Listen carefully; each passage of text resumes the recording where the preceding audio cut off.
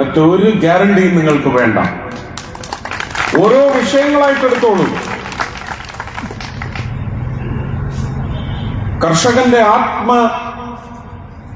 ആത്മാഭിമാനം സംരക്ഷിക്കുന്നതിന് വേണ്ടി 3 നിയമങ്ങൾ കൊണ്ടുവന്നപ്പോൾ അതിനെ കാടൻ നിയമങ്ങൾ എന്ന് പറഞ്ഞു ഇവിടെ പ്രമേയം പാസാക്കി ഇവിടുന്ന് പൈനാപ്പിൾ കയറ്റി അയച്ച് തീവ്ര വിചാരമുള്ള സംഘടനകളുടെ കൂടെ കൂട്ടി ആ നിയമങ്ങൾ തച്ചുടച്ചെടുത്ത് നിങ്ങളെല്ലാം വിശ്വസിച്ചു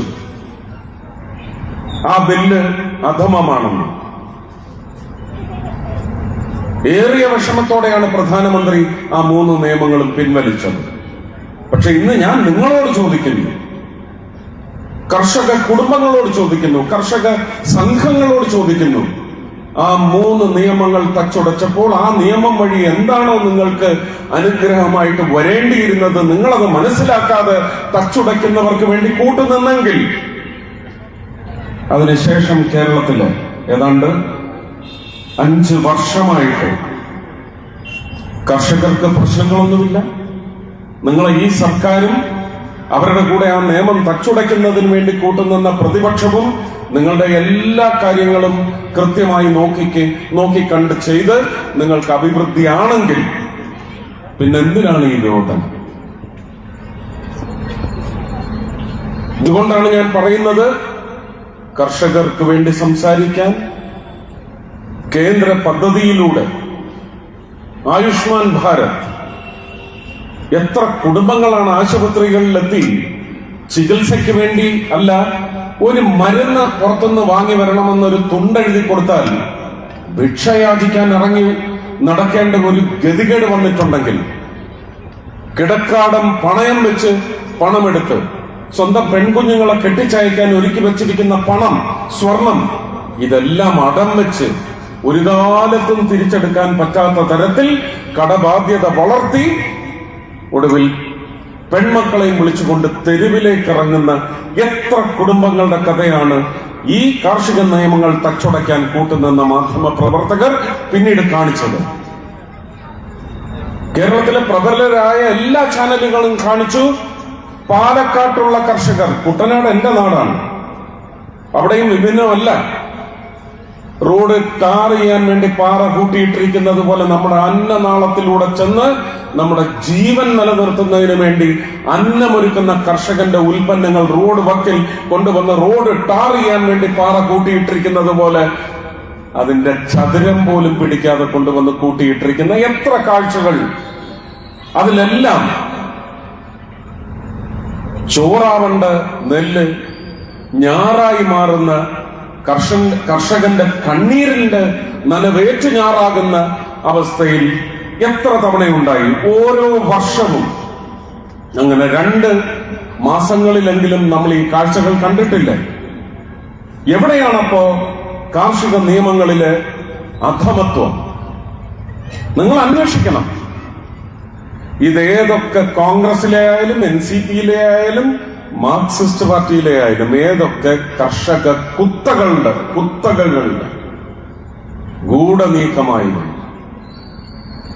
നിങ്ങൾ അന്വേഷിക്കണം. ഞാൻ പറഞ്ഞില്ലേ, രാഷ്ട്രീയ പ്രബുദ്ധത നാശത്തിന് മാത്രമേ വഴിവെക്കൂ. നമുക്ക് കാലമാണ് നമ്മുടെ മുമ്പിലുള്ളത്. ഇനി ഒരു നല്ല കാലമാണ് നമ്മുടെ സ്വപ്നം. ആ നല്ല കാലത്തേക്ക് നമുക്ക് 70 വർഷം കൊണ്ട് എത്താൻ സാധിച്ചില്ലെങ്കിൽ ഇനിയുള്ള ഒരു 70 വർഷം കൊണ്ട് അതും വേണ്ട. 2047 ആദരണീയനായ പ്രധാനമന്ത്രി സ്വപ്നം കാണുന്ന ആ വർണ്ണശബളമായ ഭാരതത്തിന്റെ യശസ് വാനോളം ഉയർത്തുന്ന വികസന കാഴ്ചപ്പാട്, വികസിത് ഭാരത് 2047, അവിടേക്ക് സഞ്ചരിച്ചെത്തുന്നതിന് കേരളത്തിൽ ഞാൻ പറഞ്ഞ ജൽനിധി മിഷനായാലും ശരി തന്നെ, കേരളത്തിൽ മാത്രം അതിന്റെ തകർച്ചയുടെ ശതമാന കണക്കെന്ന് പറയുന്നത് ഭീകരമാണ്. ആയുഷ്മാൻ ഭാരത്, ആവാസ് യോജന, പ്രധാനമന്ത്രി ആവാസ് യോജനയാണ്, അല്ലാതെ നരേന്ദ്രമോദി ആവാസ് യോജന അല്ല. അതിന്റെ പണം മോദിജിയുടെ വീട്ടിൽ നിന്നല്ല കൊണ്ടുവരുന്നത്. ഇവിടെ ശ്രീ പിണറായി വിജയന്റെ വീട്ടിൽ നിന്നും അല്ല കൊണ്ടുവരുന്നത്. പക്ഷെ അവിടെ മോദിയുടെ വീട്ടിലേക്ക് ആ പണം കൊണ്ടുപോകാറില്ല. ഇവിടെ പലരുടെയും വീട്ടിലേക്ക് ആ പണം പോയിട്ടുണ്ടെങ്കിൽ നിങ്ങൾക്ക് കൂരകൾ ഉണ്ടായിട്ടില്ല.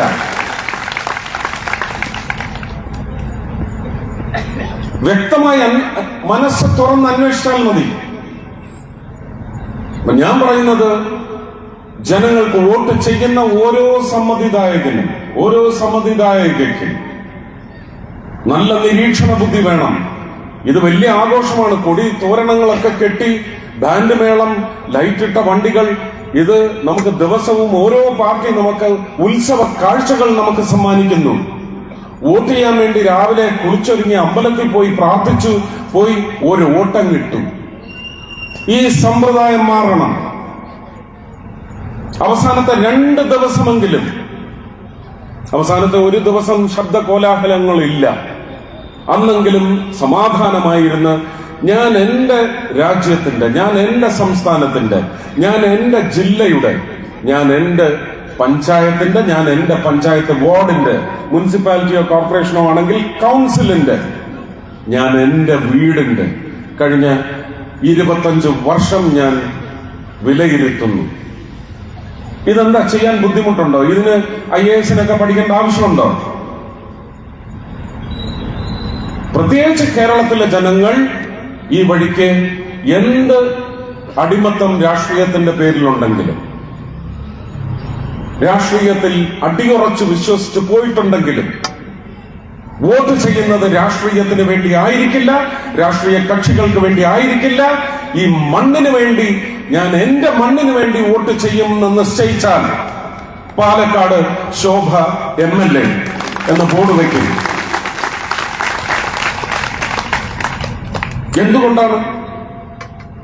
എന്തുകൊണ്ട് ശോഭാ സുരേന്ദ്രൻ? എന്തെല്ലാം കൊണ്ട് ശോഭാ സുരേന്ദ്രൻ? ഞാൻ നേരത്തെ പറഞ്ഞു വെച്ചത് മറന്നിട്ടല്ല. സ്വർണത്തിന്റെ കാര്യം മാത്രം എടുക്കുക, എനിക്കിഷ്ടമുള്ള വിഷയമേ അല്ല. ബഹുമാനപ്പെട്ട ഹൈക്കോടതിയാണ് ഗവൺമെന്റ് അതിന് കണ്ടുപിടിച്ച മാർഗമാണ് SIT. ആ SIT ഏതൊക്കെ വഴിക്ക് പോയെന്ന് കണ്ടല്ലോ അല്ലേ? ബഹുമാനപ്പെട്ട ഹൈക്കോടതി താക്കീത് കൊടുത്തതും കണ്ടല്ലോ അല്ലേ? ഇവര് ചീട്ട് കളിക്കിരിക്കുകയാണ് നിയമസഭയ്ക്കകത്ത്.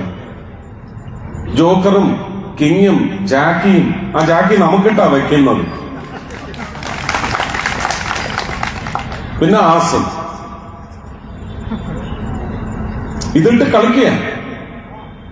കടകംപള്ളി എന്ന് പറഞ്ഞൊരു ഫോട്ടോ അവരിങ്ങോട്ടിടും, അപ്പൊ തന്നെ അവരങ്ങോട്ട് സോണിയാഗാന്ധി എന്ന് പറഞ്ഞൊരു ഫോട്ടോ ഇടും.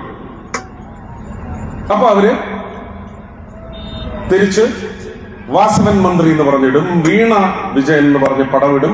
അവര് തിരിച്ച് പിങ്കി മോൾ എന്ന് പറഞ്ഞിടും, രാഹുൽ ഗാന്ധി എന്ന് പറഞ്ഞിടും. ഇങ്ങനെ ചീട്ടിട്ട് കളിക്കുന്നിടത്ത് കഴിഞ്ഞ 5 വർഷം ശോഭാ സുരേന്ദ്രൻ ഉണ്ടായിരുന്നെങ്കിൽ, കഴിഞ്ഞ 1.5 വർഷം ശോഭാ സുരേന്ദ്രനോ ഉണ്ടായിരുന്നെങ്കിൽ, ഞാൻ വ്യക്തമായിട്ടാണ് വ്യക്തികളുടെ പേര് പറയുന്നത്. നിങ്ങളിങ്ങനെ ചീട്ടിട്ട് കളിക്കാതെ മിസ്റ്റർ ചീഫ് മിനിസ്റ്റർ മര്യാദയ്ക്ക് അടിച്ചുകൊണ്ട് പോയ സ്വർണം ഇവിടെ കൊണ്ടുവന്ന് വയ്ക്കടോ എന്ന് പറയണമായിരുന്നെങ്കിൽ ശോഭ വേണമായിരുന്നു. ഇനിയും അതിനുള്ള അവസ്ഥകൾ ഉണ്ടാവാതിരിക്കട്ടെ എന്ന് നമുക്ക് പ്രാർത്ഥിക്കാം. പക്ഷെ ഉണ്ടായാൽ ആര് ഭരിച്ചാലും, ഞാൻ നേരത്തെ പറഞ്ഞ സംഘശക്തി, ശബ്ദ സംഘശക്തി നിങ്ങൾ ഉറപ്പുവരുത്തുക. എണ്ണത്തിന്റെ കാര്യം പറഞ്ഞില്ലേ, നിങ്ങൾ പറയണം ഇന്നാരൊക്കെ ഉണ്ടാവണം നിയമസഭയിൽ.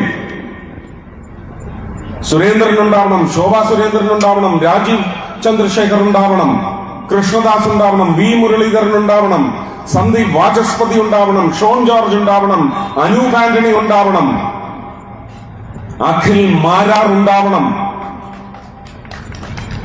അവൻ സംസാരിക്കുന്നത് കേട്ടിട്ടുണ്ടോ? ചെറുപ്പക്കാരുടെ കൂട്ടത്തിൽ എനിക്ക് ഏറ്റവും പ്രതീക്ഷയുള്ള ഒരു രാഷ്ട്രീയത്തിലെ ബാലനാണവൻ. പക്ഷെ ആർക്കെങ്കിലും അവന് കാര്യങ്ങൾ സംസാരിക്കുന്നിടത്ത് നേരിടാൻ പറ്റുമെന്ന് എനിക്ക് തോന്നുന്നില്ല. അങ്ങനെയുള്ളവർ വരണം നിയമസഭയിൽ. പത്മ ചേച്ചി, പാരമ്പര്യത്തിന് എന്താ കുറവ്? കേരളത്തിന്റെ യഥാർത്ഥ ആർക്കിടെക്ട് ആരാണെന്ന് ചോദിച്ചാൽ കോൺഗ്രസ് ഭരിച്ച കാലത്ത് ശ്രീ കരുണാകരൻ. അതിനപ്പുറം ഇപ്പുറം ഒന്നുമില്ല. ജനഹിത ഭരണം കാഴ്ചവെച്ച സഖാവ് അച്യുതമേനോൻ,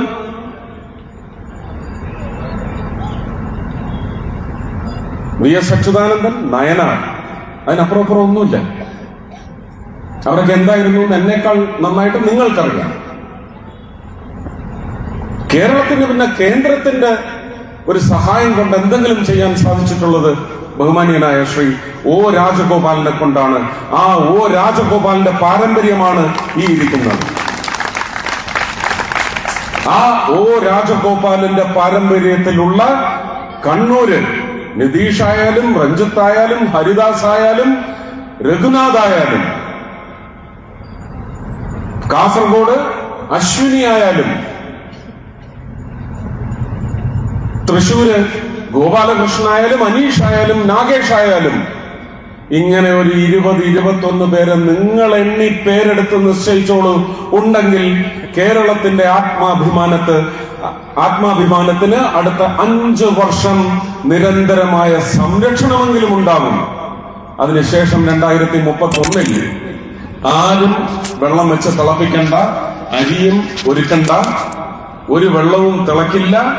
ആ തിളക്കുന്ന വെള്ളത്തിലേക്ക് ഒരു അരിയും ഇട്ടാൽ വേവില്ല. ഭാരതീയ ജനതാ പാർട്ടി കേരളം ഭരിക്കും, ശക്തമായ ഭൂരിപക്ഷത്തോടെ ഭരിക്കും. മാവേലി നാട് വാണിയിടും കാലം എന്ന് പറയുന്നത് അന്ന് സംഭവിക്കും. അതിലേക്കുള്ള ആദ്യ ചവിട്ടുപടിയായി ഇത് പാലക്കാടിന്റെ വലിയ ഉത്തരവാദിത്വമാണെന്ന് നിങ്ങൾ ദയവ് ചെയ്ത്, ഒരു രാഷ്ട്രീയ പ്രസംഗമേ അല്ല ഇത്, ഞാൻ കൃത്യമായ കാര്യങ്ങളാണ് നിരത്തിയത്. ഓരോ കേന്ദ്ര പദ്ധതിയും എടുത്തുകൊള്ളൂ. ഇവിടെ പാലക്കാട് മലമ്പുഴ ഉദ്യാനത്തിന് വേണ്ടി എത്ര വർഷമായിട്ട് നിങ്ങൾ രോദനം മാത്രം അവതരിപ്പിക്കുന്നു? പറയണം, പ്രശാന്ത് പറയണം, എത്ര വർഷമായി ഈ ഗതികെട്ട അവസ്ഥയിൽ കിടക്കുന്നത്? നിങ്ങൾ കൈകൂപ്പേണ്ടത് തൃശ്ശൂർക്കാരെയാണ്. കേരളത്തിൽ ആദ്യമായിട്ട് ഒരു MP ഞങ്ങൾ BJPക്ക് സമ്മാനിക്കും അവർ നിശ്ചയിച്ചെങ്കിൽ, അങ്ങനെ നിങ്ങൾ ഇങ്ങോട്ടൊരു ചീട്ടിട്ടാൽ ആ MP മന്ത്രിയായിരിക്കുന്ന നരേന്ദ്രമോദി തീരുമാനിച്ചെങ്കിൽ, പാലക്കാട്ടുകാർക്ക് വലിയ ആതിഥേയരാവാൻ വേണ്ടി മലമ്പുഴ ഡാമിലേക്ക് 69 ചില്ലുവാനും കോടി കൊടുത്തുകൊണ്ടാണ് ആ ഉദ്യാനത്തിന്റെ പണി ഇപ്പൊ നടന്നുകൊണ്ടിരിക്കുന്നത്. മന്ത്രിക്ക് കണക്ക് തെറ്റിയെന്നാണ് പ്രശാന്ത് പറയുന്നത്. 76 കോടിയാണ്. ഒരാൾക്കെങ്കിലും അറിയാവില്ല. നിങ്ങളിൽ എത്ര പേർക്കറിയാം? ഇതുപോലെ തന്നെയാണ് തൃശ്ശൂരും പദ്ധതികൾ കൊണ്ടുവരുവാൻ ശ്രമിക്കുന്നത്. അതിന്റെ എഴുത്തുകുത്ത് ഇവിടുത്തെ ചീഫ് സെക്രട്ടറി ആയിട്ട് നടത്തിയതൊക്കെ എല്ലാ തെളിവുകളും ഉണ്ട്. റവന്യൂ മന്ത്രി രാജനുമായിട്ട് എത്ര അപേക്ഷയാണെന്നറിയാം വാക്കാൽ അദ്ദേഹത്തിന്റെ മുമ്പിൽ വെച്ചിട്ടുള്ളത്. അതിനെ സംബന്ധിച്ച് തൃശ്ശൂരിലെ ചേംബർ ഓഫ് കോമേഴ്സിന് അറിയാം. ചേംബർ ഓഫ് കോമേഴ്സ് മീറ്റിംഗിന് വിളിച്ചു.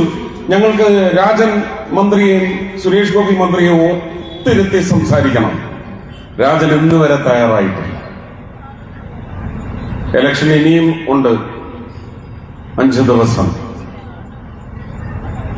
മന്ത്രി ശ്രീ പി രാജൻ തയ്യാറുണ്ടോ? ചേംബറുകാരുടെ മുമ്പിൽ വന്നിരുന്ന് ഇതിന് ഇനി എയിംസിലേക്ക് വരാം. ആരൊക്കെ എവിടൊക്കെയോ ഇരുന്ന് പുലമ്പുന്നുണ്ട് കേട്ടോ. ഞാൻ കേരളത്തിലേക്ക് എയിംസ് വന്നിരിക്കുന്ന പറഞ്ഞ, കൊണ്ടുവരുമെന്നല്ല പറഞ്ഞ. പക്ഷെ ഇനി പറയുന്നു കേരളത്തിലേക്ക് എയിംസ് കൊണ്ടുവന്നിരിക്കും. വികസന കാഴ്ചപ്പാടെന്ന് പറയുന്നത് രാജ്യത്തിന്റെ വികസന കാഴ്ചപ്പാട് ഒരു പ്രധാനമന്ത്രി കാണും, ഒരു മുഖ്യമന്ത്രി ആ സംസ്ഥാനത്തിന്റെ കാഴ്ചപ്പാട് കാണണം. സംസ്ഥാനത്തെ എല്ലാ പ്രദേശങ്ങൾക്കും എതുവഴിയാണ് വികസനത്തിന്റെ വലിയ ഒരു മുദ്ര ചാർത്തിയാൽ ഏതൊക്കെ വഴിയാണ് മറ്റ് അനന്തര വികസന സംരംഭങ്ങൾ വരുന്നത്. ഒരു എയിംസ് ഒരു ജില്ലയിൽ വരുന്നത് കൊണ്ട് ആ ജില്ല ഇന്ന് നേരിടുന്ന അവസ്ഥാ സവിശേഷതകളിൽ നിന്ന് ഒരു ഉയർപ്പുണ്ടാവണമെങ്കിൽ എയിംസ് സഹായിക്കുമോ? ഞാൻ ആ കാഴ്ചപ്പാട് വെച്ച് മാത്രമേ 2 പേര് പറഞ്ഞിട്ടുള്ളൂ, 2-3 പേര് പറഞ്ഞിട്ടുള്ളൂ. മന്ത്രി ശ്രീ രാജൻ 5 ദിവസം ഇലക്ഷന് ബാക്കി നിൽക്കെ പ്രഖ്യാപിക്കട്ടെ. അപ്പൊ അവിടെ രാജീവ് ജി നമ്മുടെ മാനിഫെസ്റ്റോ പ്രസിദ്ധപ്പെടുത്തിയിട്ടുണ്ട്. കേരളത്തിലേക്ക് BJP ഭരണത്തിലെത്തുകയാണെങ്കിൽ ആദ്യം കൊണ്ടുവരാൻ പോകുന്നത് മെട്രോയും രണ്ടാമത് കൊണ്ടുവരാൻ പോകുന്നത് എയിംസുമാണെന്ന് പറഞ്ഞിട്ടുണ്ട്. ധൈര്യമുണ്ടെങ്കിൽ ആരോ വന്നോട്ടെ, മാർക്സിസ്റ്റ് പാർട്ടിയുടെ ഭരണമുന്നണിയുടെ വക്താവായിട്ട് മന്ത്രി ശ്രീ രാജൻ പറയട്ടെ, അത് ഞാൻ തൃശ്ശൂര് 300 ഏക്കർ സ്ഥലം കൊടുത്ത് തൃശ്ശൂര് കൊണ്ടുവരുമെന്ന് പറയട്ടെ. ശ്രീ VD സതീശൻ അല്ലെങ്കിൽ KC വേണുഗോപാൽ പറയട്ടെ അവരെവിടെ കൊണ്ടുവരുമെന്ന്. ധൈര്യമുണ്ടോ? ഇത് കേരളത്തിൽ നിന്ന് അങ്ങോട്ട് എഴുതി കൊടുത്താൽ മാത്രമാണ് ആ പദ്ധതി വരിക. അതിപ്പോഴും വലിയ ഒരു മാഫിയ സംഘത്തിന്റെ ബിസിനസ് പ്രവർത്തനത്തിന് വലിയ ബലമേകാൻ വേണ്ടി അതൊരു പ്രദേശത്തേക്ക് കൊണ്ടുപോകാനുള്ള ശ്രമമാണ്. അത് ഒടിയും. അത് കേന്ദ്ര സർക്കാർ ഒടിച്ചില്ലെങ്കിൽ അന്വേഷണ സംഘങ്ങൾ നിരീക്ഷണത്തിനും ഇൻവെസ്റ്റിഗേഷനും ഇറങ്ങി അവരുടെ നട്ടെല്ലൊടിച്ചിരിക്കും. പദ്ധതി നമുക്ക് നഷ്ടപ്പെടരുത്. ഞാൻ മനസ്സിലാക്കിയ കണക്ക് കൃത്യമാണെങ്കിൽ ഏതാണ്ട് 23 എയിംസിന്റെ പ്രവർത്തനങ്ങളാണ് നടന്നുകൊണ്ടിരിക്കുന്നത്. ബാക്കി ഇനിയും 4 എണ്ണം വരണം. ആ 4 എണ്ണത്തിൽ കേരളമുണ്ട്. എയിംസിന് സത്വര നടപടി സ്വീകരിച്ചുകൊണ്ട് കൊണ്ടുവരുന്നതിന് വേണ്ടി ആവശ്യമായ എല്ലാ കാര്യങ്ങളും കൃത്യമായി ചെയ്യുന്ന ഒരു സർക്കാർ വരണേ എന്ന് മാത്രം നിങ്ങൾ വിചാരിക്കുക. ആര് ഭരിച്ചാലും മുള്ളും പുറത്ത് ആണിപ്പുറത്തിരുന്ന് ഭരിക്കണമെങ്കിൽ ശോഭയെ പോലെയുള്ളവർ നിയമസഭയിൽ ഉണ്ടാവണമെന്ന് മാത്രം നിങ്ങൾ നിശ്ചയിക്കുക. വേറെ ആരെയും പുറന്തള്ളണമെന്നോ വേറെ ആരെങ്കിലും ചവിട്ടിത്തേക്കണമെന്നോ രാഷ്ട്രീയപരമായിട്ടോ അല്ലെങ്കിൽ പ്രചരണ വേദികളെന്നോ ഒന്നും ഞാൻ ആഗ്രഹിക്കുന്നില്ല, ഞാൻ പറയുകയുമില്ല. പക്ഷെ ഇത് നിങ്ങളുടെ ആവശ്യമാണ്. ഒന്നുകൂടി സംക്ഷിപ്തമായി പറഞ്ഞാൽ, പാലക്കാട്ടുകാർക്ക് ശോഭ ജയിച്ചാൽ ഭാരതീയ ജനതാ പാർട്ടി അല്ല ജയിക്കുന്നത് പാലക്കാട്ടുകാർ തന്നെ ആയിരിക്കും. വന്ദേ മാതരം. ചേച്ചിയുടെ ഒരു ഗാനം ഇവിടെ പ്രകാശനം ചെയ്യുന്നുണ്ടാവും.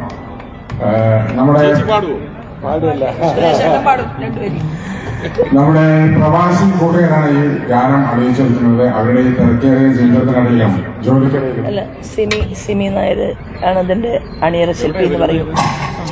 നമ്മുടെ ഈ ഗാനത്തിന്റെ അണിയറ ശില്പി നമ്മുടെ സിബി ചേച്ചിയാണ്.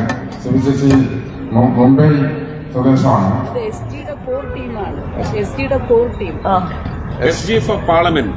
SGയുടെ കോർ ടീമാണ് ഈ ഇതിൽ പുറകിലുള്ളത്. ഇത് ആക്ച്വലി പ്രവാസി കൂട്ടുകാരാണ് ഇത് ഒരുക്കിയിരിക്കുന്നത്. നമ്മുടെ ശോഭ ചേച്ചിയുടെ പ്രവർത്തനങ്ങളും ഭാവി പ്രവർത്തന ദിശ ഈ പരിസരത്തേക്ക് വരാൻ പറയും. കൂടാതെ ജനങ്ങൾക്കായി അവർക്കായിട്ടുള്ള ഈ ഉറച്ച നിലപാടുകൾ എന്നിവയെ ആസ്പദമാക്കി ഒരുക്കിയ ഈ ഗാനത്തിന്റെ ഔദ്യോഗിക പ്രകാശനം ബഹുമാനപ്പെട്ട കേന്ദ്രമന്ത്രി സുരേഷ് ഗോപി നിർവഹിക്കുന്നു. സാബു ദീപ് ഇങ്ങോട്ട് വരതാണ്. സാബു ദീപ്